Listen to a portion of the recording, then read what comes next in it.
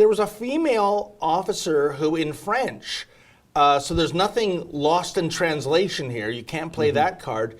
She referred to us as being part of Jew media? Well, that happened now. That was the first time, and then it happened the second time when the riot police grabbed Efron, and then while we were trying to record, they told Lincoln to stay off the road or he would get arrested for obstruction. Yeah.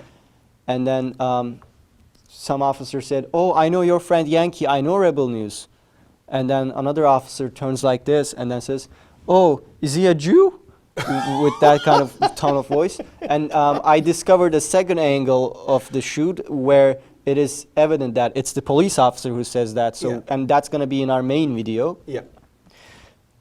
So I don't know what goes internally within them about what they consider Rebel News is. It is surreal. When I saw that clip, I thought, is this Montreal in 2021 or Berlin in 1933? It was just off the charts inappropriate. You know, Mocha, the audience might not know that you were born and partly raised in Turkey. And, you know, what is your attitude there? Because I see Turkey, especially in recent years, as being ramping up more of a police state. Oh, yeah. Did you ever expect to see kind of Turkish-style policing come to Canada? Well, yeah. In Montreal, I felt very much like I was in Istanbul. Wow. Because in Istanbul, you're lucky if you don't get asked your ID when you're going outside from point A to point B.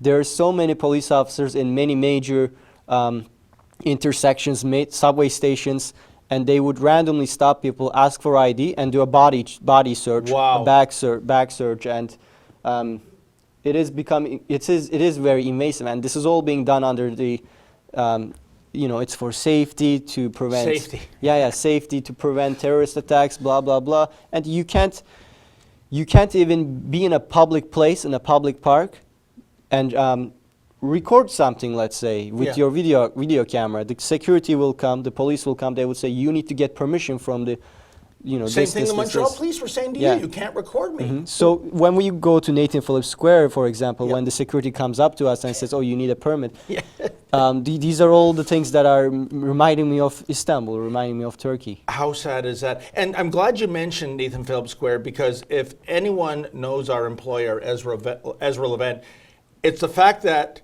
we don't bend the knee here. He doesn't take guff from anyone.